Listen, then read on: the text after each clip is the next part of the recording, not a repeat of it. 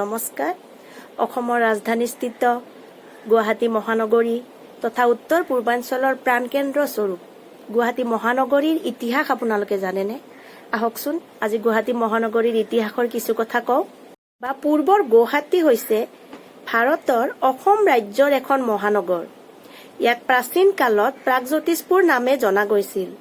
ই উত্তৰ পূব ভাৰতৰ বৃহত্তম মেট্ৰপলিটান এলেকা আৰু কলিকতা পাটনাৰ পিছত পূব ভাৰতৰ তৃতীয়খন বৃহৎ মহানগৰ।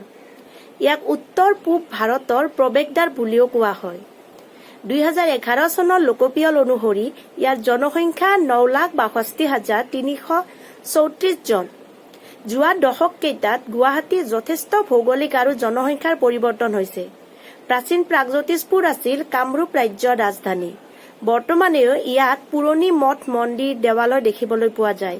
কামাখ্যা দেৱালয়, উমানন্দ মন্দিৰ, নৱগ্ৰহ মন্দিৰ, শুক্লেশ্বৰ মন্দিৰ, বশিষ্ঠাশ্ৰম, দৌলগোবিন্দ মন্দিৰ, উগ্ৰতাৰা দেৱালয় আদি ভাৰতৰ অন্যতম। গুৱাহাটী নামটো অসমীয়া ভাষাৰ দুটা শব্দ গুৱা অৰ্থাৎ তামোল আৰু হাট অৰ্থাৎ বজাৰৰ পৰা উদ্ভৱ হৈছে। ব্ৰিটিছ উপনিৱেশৰ কালত এই নামটো গুৱাহাটী বুলি কোৱা আৰু 1980ৰ দশকৰ শেষৰ ফালে ই গুৱাহাটীৰ কিংবদন্তি আৰু ইতিহাস কেইবা হাজাৰ বছৰ পুৰণি। নগৰখনৰ উৎপত্তিৰ কথা জনা নাযায় যদিও মহাকাব্য, পুৰাণ আৰু আন পৰম্পৰাগত ইতিহাসত উল্লেখ কৰা কাহিনীসমূহৰ পৰা ইয়াক এছিয়াৰ এখন অন্যতম পুৰণি নগৰ বুলি অনুমান কৰিব পাৰি। ইতিহাসৰ মতে গুৱাহাটী কেইবাখনো প্ৰাচীন ৰাজ্যৰ ৰাজধানী আছিল। মহাভাৰতৰ মতে ই নৰকাসুৰ আৰু ভগদত্ত ৰাজ্যৰ ৰাজধানী আছিল। নীলাচল পাহাৰত স্থিত প্ৰাচীন জ্যোতিষ চৰ্চাৰ মন্দিৰ, নৱগ্ৰহ, বশিষ্ঠৰ পুৰাতাত্ত্বিক সম্পদ আৰু ঠায়ে ঠায়ে আমবাৰীৰ খনন কাৰ্যত 6ষ্ঠ খ্ৰীষ্টাব্দত নগৰখনৰ অৱস্থিতিৰ কথা জানিব পৰা গৈছে। বেলেগ বেলেগ সময়ত নগৰখনক প্ৰাগজ্যোতিষপুৰ আৰু দুৰ্জয় আৰু ই কামৰূপ ৰাজ্যৰ বৰ্মন আৰু পাল বংশৰ ৰাজধানী আছিল। হিউৱেনচাঙৰ লিখনিৰ পৰা জানিব পৰা যায় যে বৰ্মন বংশৰ শ্ৰেষ্ঠ ৰজা ভাস্কৰ বৰ্মনৰ ৰাজত্ব কালত নগৰখনৰ বিস্তৃতি আছিল 19 কিলোমিটাৰ। লগতে সম্ভৱতঃ ই ৰজাৰ 30,000 যুঁজাৰু নাও সমৃদ্ধ জলবাহিনীৰ প্ৰধান ঘাটি আছিল। পাল বংশৰ শাসনকালত ই দশম একাদশ শতিকালৈকে অসমৰ ৰাজধানী আছিল।